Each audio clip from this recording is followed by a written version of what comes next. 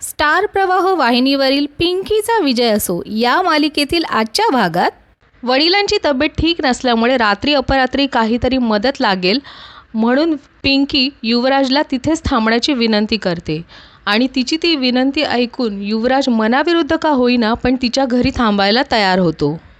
तो नको म्हणत असतानासुद्धा ती त्याला स्वतःच्या खोलीत झोपावयास सांगते. पण इथे युवराजला मात्र काहीसं अवघडल्यासारखं वाटत असतं.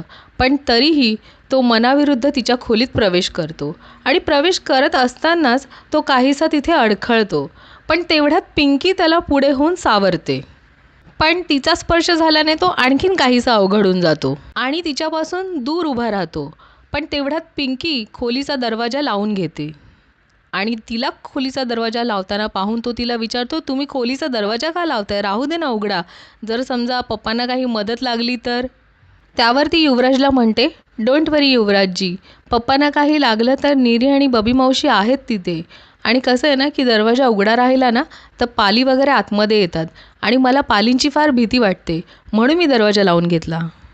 त्यानंतर तिची नजर त्याने घातलेल्या जॅकेटवर पडते आणि जॅकेटला हात लावत ती विचारते, हे कापड खूप जाड आहे ना, तुम्हाला गरम होत असेल. मी एक काम करते, हे काढते म्हणजे तुम्हाला गरम होणार नाही. त्यावर तो अवघडून म्हणतो, नको नको. तितक्यातच दारावर टकटक झाल्याचा आवाज येतो म्हणून पिंकी दरवाजा उघडते तर दारात पाण्याने भरलेला तांब्या घेऊन नीरी उभी असते आणि नीरी तिला बघत म्हणते की आतमध्ये पाणी ठेवलं नव्हतं ना म्हणून मी पाणी घेऊन आले. असं म्हणत ती पिंकीच्या हातात पाण्याने भरलेला तांब्या देते आणि तिथून निघून जाते आणि पिंकीही तो पाण्याने भरलेला तांब्या आतमध्ये घेत दरवाजा परत लावून घेते. युवराज पिंकीच्या खोलीत एकाच जागेवर उभा असतो आणि तितक्यात पिंकी त्याच्याकडे एकटक पाहत असते.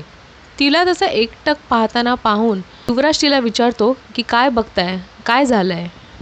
पण भावूक झालेली पिंकी भावनेच्या आवेगाने त्याला मिठी मारते.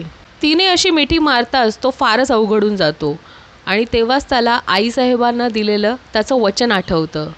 आईसाहेबांनी त्यांच्याकडनं वचन घेतलेलं असतं की कधीही त्या मुलीला स्पर्शही करणार नाही. पण पिंकी त्याला मिठी मारून रडत असते आणि तिला रडताना पाहून युवराज तिला विचारतो की काय झालं आहे? त्यावर पिंकी म्हणते, युवराजजी, आज तुम्ही माझ्या पप्पांसाठी जे काही केलं आहे त्यासाठी माझ्या मनातली आज तुमची जागा आणखीन टॉपवर गेली आहे. मला इतके दिवस वाटत होतं की त्या घरात मी एकटीच आहे, पण तसं नाही आहे, तुम्ही पण आहात माझ्यासोबत. त्यावर युवराज तिला म्हणतो, बस आता, बंद करा तुमची कॅसेट. आणि पिंकी हसत बाजूला होते आणि युवराजचा हात हातात घेत ती त्याला म्हणते की युवराजजी, मला तुमच्याशी खूप बोलायचं आहे. त्यावर युवराज तिला म्हणतो, पण आज आम्ही दिवसभर खूप थकलो आहोत त्यामुळे आम्हाला खूप झोप येते, आपण नंतर बोलू. पण पिंकी त्याला म्हणते, पण युवराजजी, लग्नानंतर आपण कधीच एकत्र भेटलो नाही आणि आज खूप दिवसांनी आपल्याला एकांत मिळतो आहे, तर निदान मला तुमच्यासमोर माझं मन तरी मोकळं करू द्या. त्यावर युवराज म्हणतो की पण आता खूप रात्र झाली आहे. असं म्हणत तो पलंगावर जाऊन बसतो. तेव्हा पिंकीही त्याच्या बाजूला जाऊन बसते आणि त्याला म्हणते की मी समजू शकते की आज पूर्ण दिवस तुम्ही खूप थकला आहात. आणि मग त्याचा हात हातात घेऊन त्याच्या खांद्यावर डोकं ठेवते. तेव्हा युवराजला काहीसं अवघडल्यासारखं होतं, पण ती त्याला म्हणते की आज तुम्ही होतात म्हणून मला खूप आधार मिळाला. तिचं ते बोलणं ऐकून तो तिला म्हणतो, बरं बरं ठीक आहे, पण आता आपण झोपायचं का? कारण मला आता खूप झोप येते. त्यावर ती मानेनेच त्याला हो असं होकार देते आणि ती तिथून उठते. ती उठल्यावर युवराज लगेच तिथे झोपतो आणि ती युवराजला विचारते की दिवे बंद करू का? त्यावर युवराज तिला म्हणतो, नको नको, नवीन जागेत अंधारात झोप नाही लागणार मला. त्यावर ती म्हणते, ठीक आहे, हरकत नाही. आणि मग ती मनातल्या मनात विचार करायला लागते की असं का वागतात माझ्याशी धनी? हां, कदाचित ते आज खूप थकले असतील त्यामुळे त्यांना झोप येत असेल. ठीक आहे, त्यांना झोपू दे. असा विचार करून पिंकीही त्याच्या शेजारी जाऊन झोपते. इथे सरकारवाड्यावर सर्वजण युवराजचं पिंकीच्या घरी राहण्याबद्दल चर्चा करत असतात. गजराज सुशिलाला म्हणतात, अहो सुशिला देवी, का कावताय? त्या छबीताई म्हणतायत ना की त्यांना काहीतरी पटलं असेल म्हणूनच ते तिथे राहिले असतील.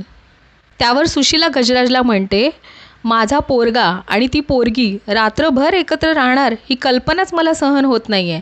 ते काही नाही, माझा पोरगा मला आत्ताच्या आत्ता इथे हवा आहे. आणि सुशीला मनातल्या मनात विचार करते की युवराज जर रात्रभर तिथे राहिला आणि जर त्यांच्यामध्ये काही झालं तर उद्या युवराज मला म्हणेल की आई माझं लग्न झालं आहे तिच्याशी, तेव्हा मी काय करू.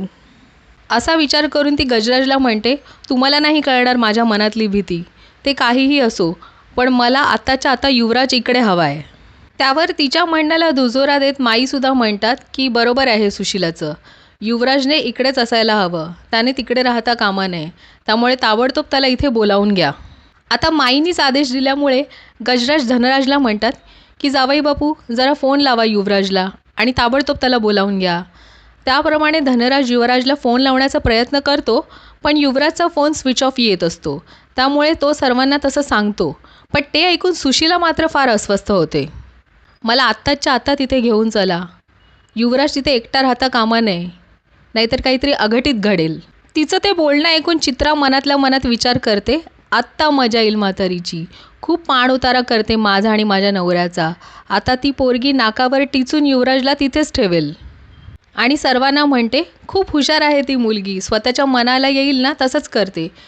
त्यावर छबी तिला डोळे वटारून दाखवते पण सुशीला मात्र आणखीनच अस्वस्थ होते.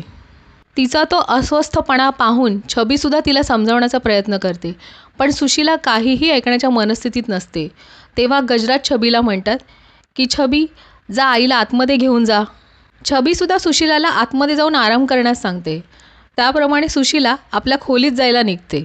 इकडे गजराज धनराजला अन्य नंबरवर संपर्क होतो का ते पाहायला सांगतात आणि म्हणतात की जर तसं वाटलं तर महादेवना कुठल्या तरी हॉस्पिटलमध्ये ॲडमिट करा, पण काहीही करून युवराजला घरी घेऊन या. त्यांचं ते बोलणं ऐकून सुशीलाच्या डोक्यात मात्र वेगळीच कल्पना चमकते आणि त्याप्रमाणे ती जिना चढत असताना स्वतःचाच अपघात घडवून आणते. तिला गडगडत खाली येताना पाहून सगळेच जण घाबरून जातात आणि तिला तिच्या खोलीत घेऊन जातात. छबी आणि माई तिला हाक मारून उठवण्याचा प्रयत्न करत असतात पण काही केलं तिला शुद्ध येत नसते. ती बेशुद्ध अवस्थेत सुद्धा युवराजचं नाव घेत असते. त्यावर मग सगळेच जण युवराजला घरी बोलावण्यासाठी घाई करतात. इकडे युवराजच्या शेजारी झोपलेली पिंकी युवराजशी बोलण्याचा प्रयत्न करत असते पण युवराज मात्र झोपेचं सोंग घेऊन निजलेला असतो. मग तो खरंच झोपलेला आहे का माझ्यावर रागवलेला आहे हे तपासून पाहण्यासाठी ती त्याच्याकडे डोकावून पाहते. तेव्हा तिला असं वाटतं हां याला खरोखरच झोप लागलेली आहे. तेव्हा मग ती हळुवारपणे त्याच्या डोक्यावरून आपला हात फिरवते आणि मग ती मनात विचार करते की माझ्या खोलीत तर इथे वाराही येत नाही आहे, असं कसं युवराजजी झोपतील, त्यांना गरम होईल. त्यामुळे मग ती खोलीमध्ये पंखा शोधायला लागते. पण इथे युवराज मात्र मनातल्या मनात विचार करतो की मी हिच्या अवतीभवतीसुद्धा फिरत नाही तरीसुद्धा ही एका जागी स्वस्थ बसत नाही आहे, आता मलाच काहीतरी केलं पाहिजे आणि इथून निघालं पाहिजे. तेवढ्यात पिंकीला पंखा सापडतो आणि पंखा घेऊन ती युवराजला वारा घालते आणि ती वारा घालत असतानाच अचानक युवराज जागा होतो आणि जागा होत तिला विचारतो, अहो काय करताय, तुम्हाला झोप येत नाही आहे का. त्यावर पिंकी त्याला म्हणते, नाही मी तुम्हाला वारा घालते, तुम्हाला खूप उकडतं आहे ना, मी वारा घालते, तुम्ही झोपा ना. त्यावर युवराज तिला म्हणतो, नाही नको, काही गरज नाही, मी पाय मोकळे करून येतो. आणि तो तिथून उठतो आणि जात असतो. तेवढ्यात पिंकी त्याचा हात पकडते आणि त्याला विचारते, काय झालं आहे, का राहता तुम्ही माझ्यापासून इतकं दूर. तिच्या या प्रश्नाचं उत्तर युवराज द्यायचं ठरवतो आणि तो उत्तर देणारच तितक्यातच दरवाजाबाहेर पिंकीच्या वडिलांचा आवाज येतो, जे पिंकीला दरवाजा उघडायला सांगत असतात. पिंकी दरवाजा उघडते. दरवाजाबाहेर सगळेजण उभे असतात. तेवढ्यात पिंकीचे वडील महादेव युवराजला सांगतात की जरा बाहेर येता का जावई बापू, तुम्हाला काहीतरी सांगायचं आहे. त्यावर युवराज म्हणतो, काय झालं. तेव्हा महादेव म्हणतात की तुम्हाला आता अर्जंट वाड्यावर जावं लागेल, कारण की तुमच्या आईसाहेबांचा अपघात झालेला आहे. ते ऐकून युवराजला धक्का बसतो आणि हा भाग इथेच संपतो. पुढच्या भागात आपण पाहणार आहात की युवराज धावत वाड्यावर जातो आणि आपल्या आईला भेटतो. तेव्हा सुशीला त्याला विचारते की तुमच्यामध्ये काही घडलं तर नाही ना. आणि तो नाही असं म्हटल्यावरती तिला मनातल्या मनात खूप आनंद होतो.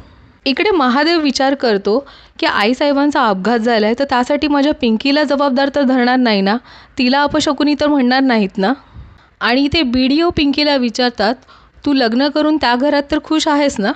आता पुढे काय होणार हे जाणून घेण्यासाठी आणि अशाच नवनवीन अपडेट्स मिळवण्यासाठी या चॅनलला सबस्क्राईब करायला विसरू नका. आणि हो, सबस्क्राईब बरोबरच सबस्क्राईबच्या बाजूला असलेलं जे घंटीचं जे चित्र आहे ना, त्यालाही दाबायला विसरू नका.